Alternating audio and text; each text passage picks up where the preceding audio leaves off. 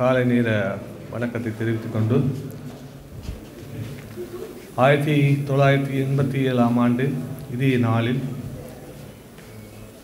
யாழ் போதனா வைத்தியசாலையில் இடம்பெற்ற வன் செயல் காரணமாக உயிர் நீத்த எமது உறவுகளை வருடாவரிடம் நினைவு கூறுகின்ற இந்த நிகழ்விலே இன்று நாம் ஒன்றிணைந்திருக்கின்றோம். அந்த வகையிலே முதலாவதாக அவர்களின் ஆத்மா சாந்தியடைய வேண்டி 2 நிமிட அகவணக்கத்துடன் இந்த நிகழ்வினை ஆரம்பிப்போம்.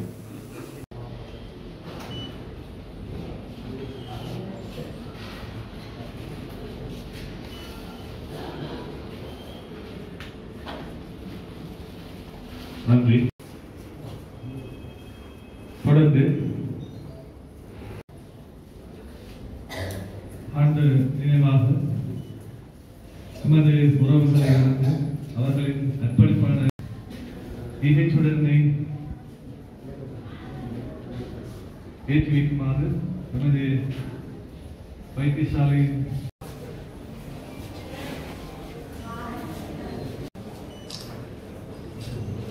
அடுத்ததாக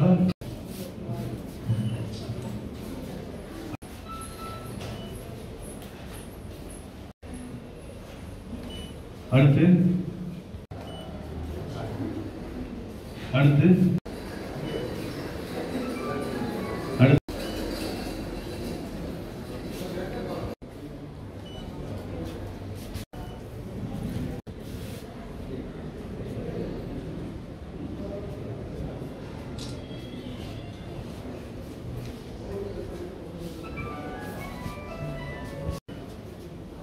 சீஃப் ரேடியோ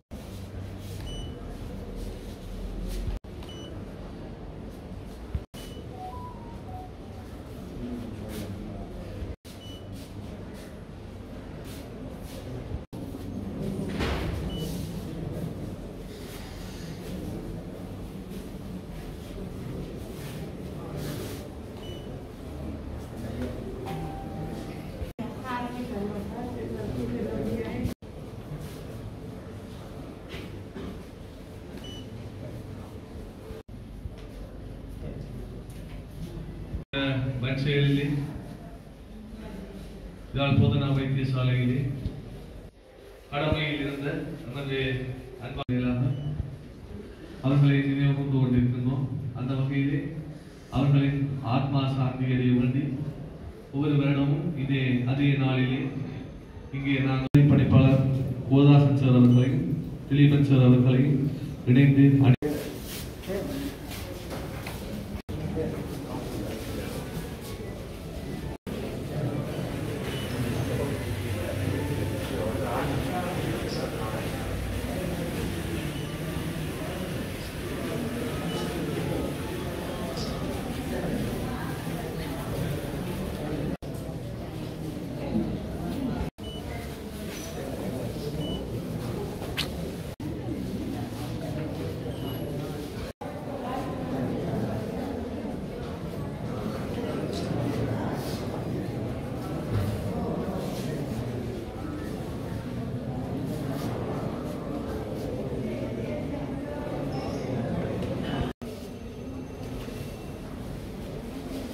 இந்த 1987 ஆண்டு இதே நாளில் நமது வைத்தியசாலை நோயாளிகளை பராமரித்துக் கொண்டு அவர்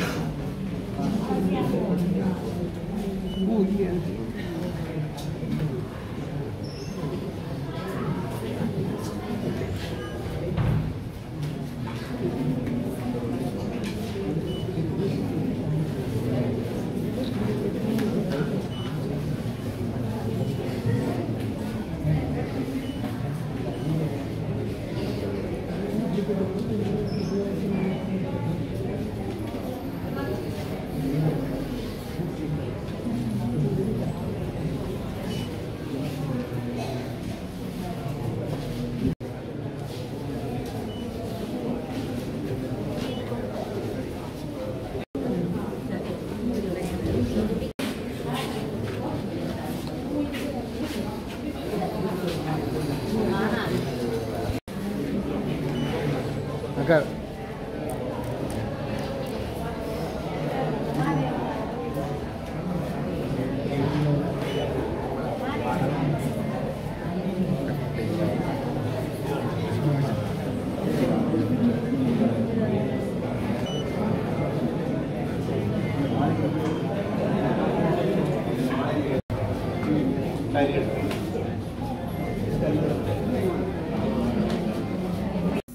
அந்த வகையிலே இந்த வன் செயலிலே உயிர் நீத்த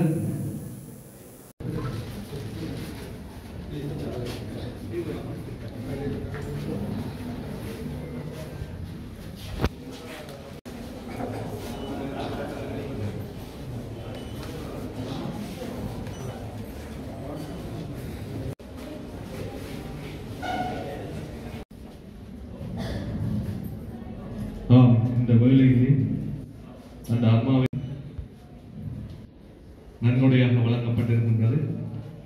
இந்த அம்மா ஒவ்வொரு வருடமும் வந்து தனது மகனின் 38 ஆண்டுகால அந்த நினைவுகளை வைத்தியசாலை சார்பாக நிறைவுக்கு கொண்டு வரும் முகமாக இந்த நிகழ்வினை ஒழுங்குபடுத்தி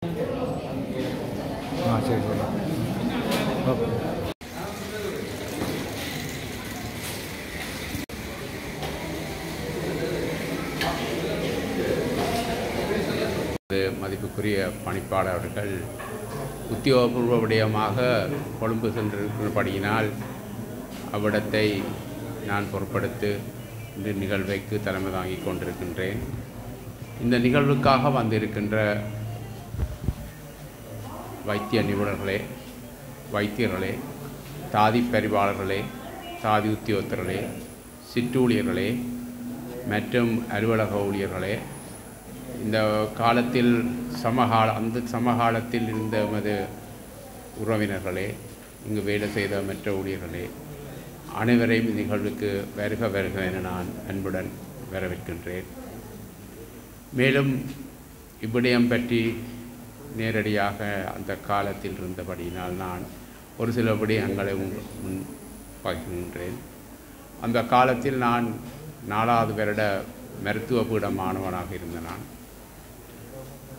இந்த சம்பவம் நடக்கின்ற 2 நாட்களுக்கு முன்பு போராளிகளினால் இந்த வைத்தியசாலையில் இருந்த போராளிகள், காயமடைந்த போராளிகள் அனைவரும் அவர்களுடைய போராளிகளின் மருத்துவமனைகளுக்கு எடுத்துச் செல்லப்படுவதாக நமக்கு அறிவிக்கப்பட்டு அவர்கள் அனைத்து காயமடைந்த அனைத்து போராளிகளும் இந்த வைத்தியசாலையிலிருந்து அப்புறப்படுத்தப்பட்டனர்.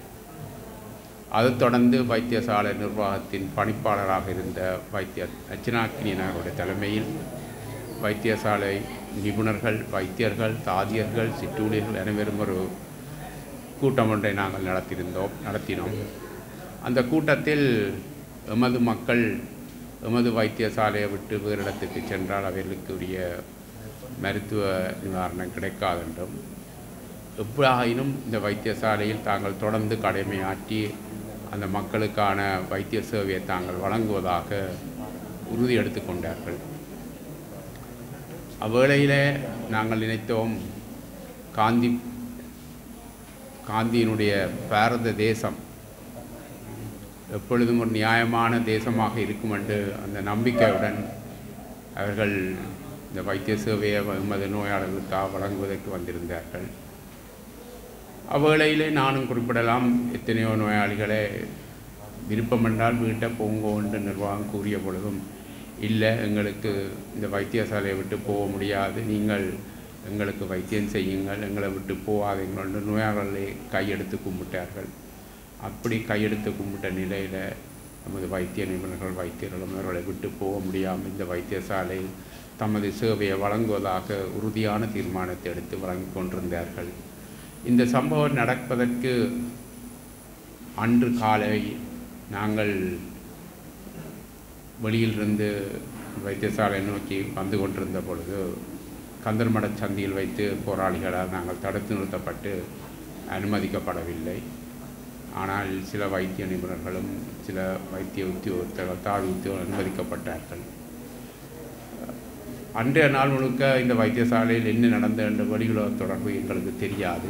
ஏனெனில் அந்த காலத்தில் தொலைபேசி வசதிகளோ எதுவும் இல்லை. ஆனால் பிற்பகல் வேளையில் வைத்தியசாலையை சுற்றி உள்ள பிரதேசங்களில் கடுமையான சண்டை நடைபெற்றதாகவும் வைத்தியசாலையில் நடைபெற்றதாகவும் கேள்விப்பட்டோம். அதுவரை எங்களுக்கு உண்மையிலே என்ன நடந்தது தெரியாது. அடுத்த நாள் காலமையில் 8 மணி அளவிலிருந்து தப்பி பிழைத்த சில வைத்திய ஊழியர்கள் இன்று சாட்சியாக இருக்கின்றார்கள்.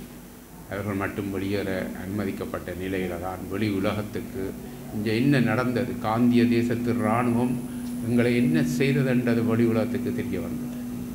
கையெடுத்து கும்பிட்ட வைத்திய நிபுணர்கள், தாங்கள் வைத்தியனான அந்த வெள்ளை கோட்டுடன் அந்த கோப்பையும் கொழுவிக்கொண்டு நின்ற வைத்தியர்கள், தாதி பரிவாளர்கள், தங்கள் நீல உடுப்புடன் தாதியர்கள், சேவையாட்கள், நோயாளர்கள், இவர்களை கூட அந்த காந்தி தேசத்து இராணுவத்தால் அடையாளம் காண முடியாமல் போயிருக்க முடியாது. ஆனால் அவர்களுடைய இழிவான வன் செயல் எமது வைத்தியர்கள் மீதும் எமது நோயாளர்கள் மீதும் காட்டினதில் அதில் கிட்டத்தட்ட 39 வைத்தியர்களும் இறந்தது இன்றைக்கு 38 வருடங்கள் ஆகின்றது. உலகத்திலே நான் கேள்விப்பட்டது முதலாவது இப்படியான நிகழ்வு இலங்கையில் தான். அது யாழ்ப்பாணத்தில் தான் முதல் தடவை நடைபெற்றது என்றும், சரித்திரத்தில் இப்படி வைத்திய சேவைக்காக ஈடுபடுவர்களை எதிரி இராணுவமோ பகை இராணுவமோ கொண்டதாக இல்லை. ஆனால் இன்று அது இஸ்ரேல் நடத்துகின்ற தாக்குதல் காரணமாக மாற்றி எழுதப்பட்டு கொண்டிருக்கின்றது. இவர்கள் என்ன படிப்பித்தவர்கள், நிபுணர்கள், எனக்கு அறிவுரை கூறி என்ன வழிநடத்திய அந்த வைத்திய நிபுணர்கள், என்னுடன் சேர்ந்து வேலை தாதி உத்தியோகத்தர்கள், இவர்களை நாங்கள் அடுத்த நாள் பின்னிருந்தான் என்னுடைய உடலங்களை எங்களால் காணக்கூடிய இருந்தது. இது ஒரு சரித்திர நிகழ்வு. இந்த நிகழ்வு ஆனது எமது வைத்திய சேவை நிபுணர்களும் வைத்தியர்களும் இந்த மக்களுக்காக, இந்த மண்ணுக்காக ஓடாமல் நின்று எவ்வளவோ தமது இன்னுயிர்களை ஈர்ந்து மண்ணுக்காக பாடுபட்டவர் என்றதுக்கான ஒரு சரித்திர சான்றாக எதிர்காலத்தில் இருக்கணும் என்றதுக்காக தொடர்ந்தும் இது ஒரு இதே முறையில் கொண்டாடாமல் நாங்கள் இன்னொரு வழியில் நாங்கள் ஞாபகப்படுத்தக்கூடிய முறையை நாங்கள் வைத்திய பணிப்பாளோட சேர்ந்து நடத்துவோம் என கூறி சிற்றுரையை முடிக்கின்றேன். நன்றி. வைத்தியசாலை ஊழியர்கள், வைத்தியர்கள் மற்றும் பொதுமக்கள் அனைவருக்கும் இந்நேரத்தில் எனது இனிய இந்த அஞ்சலியை செலுத்திக் கொண்டு இங்கு கூடியிருக்கின்ற அனைத்து வைத்தியசாலை வைத்தியர்கள், ஊழியர்கள், இங்கு உயிர் நீத்த உள்ளங்களின் உறவினர்கள், அனைத்து அன்புள்ளங்களுக்கும் இந்நேர வணக்கம். உண்மையில் 1987ஆம் ஆண்டு 10ஆம் மாதம் 11ஆம் தேதி இடம்பெற்ற செல்வீச்சில் காயமடைந்த எனது மச்சாளின் மகனை வைத்துக்கொண்டு 8ஆம் வார்டில் நானும் எனது சகோதரியும் பராமரித்து கொண்டிருந்தோம். அந்த பிள்ளையினுடைய தாயும் தந்தையும் கைலாச பிள்ளையார் கோயிலடியில் இந்தியன் ஆர்மியினால் அடிக்கப்பட்ட அந்த அதாவது உதயன் பணிமனைக்கு அடிக்கப்பட்டதாக சொல்லப்பட்டது. அந்த காலத்தில் அந்த செல் வீச்சில் அந்த வீட்டில் இருந்த 7 பேர் உயிரிழந்தார்கள். அதில் இங்கு டியூட்டராக இருந்த தில்லியம்பலம் கதிர்காமதாஸ் அவர்களும் ஒருவர். அவர் காயமடைந்து வைத்தியசாலைக்கு கொண்டு வரப்பட்டு தியேட்டர் வாசலில் தான் அவருடைய உயிர் பிரிந்தது. இந்த பிள்ளைகளினுடைய தாய் புத்துயிராக அவ காயமடைந்து வைத்தியசாலையில் ஒரு நாள் ஃபுல்லாக இருந்து இரவு முழுவதும் இருந்து பிறந்தவா. பிள்ளைகள் அவர்களுக்கு 2 ஆண் பிள்ளைகள். அந்த ஆண் பிள்ளைகளில் ஒருவருக்கு சிறு காயம், மற்றவருக்கு காலில் பாதம் துண்டிக்கப்பட்டிருக்கிறது. அம்மா அணைத்தபடி இருந்தபடியால் அந்த பிள்ளையின் பாதம் துண்டிக்கப்பட்டு மட்டும். அவரை நான் அப்பொழுது பல்கலைக்கழகத்தில் 2ஆம் வருடம் முகாமைத்துவ பீடத்தில் கல்வி கேட்டுக்கொண்டிருக்கின்றேன். நாங்கள் ரூமில் இருந்தோம். எங்களை அழைத்து வந்து நான் வைத்தியசாலையில் அவர்களை பராமரித்து கொண்டிருந்த சந்தர்ப்பத்தில் இந்த வைத்தியசாலை ஊழியர்கள் அவர்கள் அனைவருமே எங்களுக்கு பரிச்சயமானவர்கள். உண்மையில் நாங்கள் வெளியேறவில்லை. அந்த 11ஆம் தேதியில் இருந்து 1.5 மாதமாக இந்த வைத்தியசாலையை தான் நம்பியிருந்தோம். அதே மாதிரி தான் நான் இப்பொழுது எந்த தனியார் வைத்தியசாலைக்கும் செல்வதில்லை. இந்த வைத்தியசாலையில் நாங்கள் அந்த காலம் அனுபவித்த அந்த துன்பங்களை விட வாய்ப்பை நாங்கள் அனுபவித்து விடுவோம் என்று சொல்லி, அந்த வகையில் இவர்கள் எங்களுக்கு நல்ல பராமரிப்பு. உண்மையில் நாங்கள் கன பேர் வெளியேறிவிட்டார்கள். இந்த வைத்தியசாலையிலிருந்து வைத்தியம் நடைபெறாது என்று சொல்லி உறவினர்கள் எல்லோருமே சென்று விட்டார்கள். நாங்கள் நெடுந்தீவை சேர்ந்த நாங்கள் இப்போ எங்களோட அம்மா அப்பா எல்லாம் நெடுந்தீவில். இப்போ இங்கே வந்து பார்க்குறதுக்கு வெறும் இல்லை. ஆனால் பிள்ளைகளை கொண்டு வெளியில் சென்றால் அவருடைய கால் பாதிக்கப்படுமே என்று சொல்லி நானும் எனது சகோதரியும் அவள் வந்து பல்கலைக்கழகத்தை முடித்துவிட்டு இருந்தவா இருவரும் தான் அந்த பிள்ளைகளை பராமரித்து கொண்டு இங்கே இருந்தோம். அந்த வேளையில் உண்மையில் அந்த மதிய அந்த 11 மணி 12 மணி இருக்கும் ஒரே சத்தம். அந்த உண்மையிலே எனக்கு இப்போவும் அந்த சத்தம் கேட்டுக்கொண்டு தான் இருக்கின்றது. அவ்வளவு சத்தம் கேட்டபடி இருந்தது. நாங்கள் இன்னும் செய்கிறோன்னு தெரியாமல் இருந்தோம். அப்போது அந்த மங்கையர்க்கரசி என்று சொல்லி அரசி அக்கா, அவள் வந்து நர்ஸ், எங்களுடைய நெடுந்தீவை சேர்ந்தவர், எங்களுடைய உறவினரும் கூட. உண்மையில் அவள் ஓடி வந்து என்னிடம் பஞ்சு தந்தான். இந்த ராதீபனுக்கு காதுக்குள்ளே வையுங்க, பஞ்சை வச்சால் கொஞ்சம் பிள்ளை கொஞ்சம் ஆறுதலாக இருப்பார் என்று சொல்லி பஞ்சை தந்து போட்டு வந்தவ தான். அதன் பிறகு நாங்கள் அவ கண்டதே இல்லை. உண்மையில் அந்த சந்தர்ப்பத்தில் இருந்து 3 நாட்களாக அந்த நாள் ஃபுல்லாக அடுத்த நாள் என்ன நடந்ததுன்றதே எங்களுக்கு ஒரு கனவு. நான் இப்போ நினைச்சு பார்க்குறேன் என்ன நடந்தது, இன்னும் எப்படி நாங்கள் இருந்தோம். எல்லோரும் கட்டிலுக்கு கீழே நாங்கள் எல்லோருமே படுத்தபடி, பிள்ளைகள் குழந்தைகள் கூடி அளவில்லை. அவர் நாங்கள் வைத்திருந்தவருக்கு 1 வயதும் 10 மாத குழந்தை. அவர் கூடி அம்மா என்று ஒரு நாளும் அழுந்ததில்லை. அவரையும் நாங்கள் வைத்துக்கொண்டு அந்த கட்டிலுக்கு கீழே அவ்வளவு பேரும் அதால் பாதிக்கப்பட்டு அவ்வளவு பேரும் ஒரு வைத்தியசாலை ஊழியர் ஒருவர் அது வெளியில் காயம்பட்டவராக இருக்கணும் அந்த ஊந்து உள்ளுக்கு வந்தார். அவரை நாங்கள் அவங்க கிடந்த தலைகணி பஞ்சதுகளை அமர்த்தி அவரை உள்ளுக்கு வைத்திருந்தோம். அவர் தப்பிவிட்டார். எங்களோட வார்டுகளே நாங்கள் அந்த 8ஆம் வார்டில் இருக்கைக்குள்ளே ஒரு பேரப்பிள்ளையை பராமரித்து கொண்டு ஒரு அம்மா இருந்தவா அந்த வார்டுகளை வந்து எங்களுக்கு ஒரு வெடி ஒன்று வந்து விழுந்து ஸ்வெல்ல விழுந்து தெரிச்சது. அப்போ அந்த அம்மாவுக்கு கையில் பட்டுட்டுது. அதை நாங்கள் ஏதோ எல்லாம் கட்டிலுக்கு கீழே தான் 2 தினங்களும். உண்மையில் அதை அந்த நினைத்து பார்க்க உண்மையாக எனக்கு அந்த நினைச்சு பார்ப்பேன். ஏதோ கட்டிலுக்கு கீழே இருந்த நாங்கள் தண்ணி இல்லை, சாப்பாடு இல்லை, எதுவுமே இல்லை. ஆனால் அந்த குழந்தையும் அதை அனுபவித்து கொண்டு இருந்திருக்கிறாருன்றது தான் எனக்கு உண்மையில் நான் ரொம்ப என்னாலும் அந்த வாழ்க்கையில் மறக்க முடியாது அந்த நாட்களை. எங்களுடைய மாமா அந்த செல்வீச்சில் தப்பியிருந்தவர், அவர் நல்லூருக்கு சென்றபடியால் அவரும் மற்ற மகனும் அடுத்த நாள் மத்தியானம் ஏதோ தெரியாது இந்த மோச்சரி அந்த பின்வாசலால் உள்ளுக்கு வந்துட்டார். மாமா எப்படி வந்தீங்கள்னு கேட்டால் ஏதோ வந்துட்டேன் பிள்ளைகள், நீங்கள் இருக்கிறீங்களா அண்டு அடுத்த நாள் மத்தியானத்துக்கு பிறகு.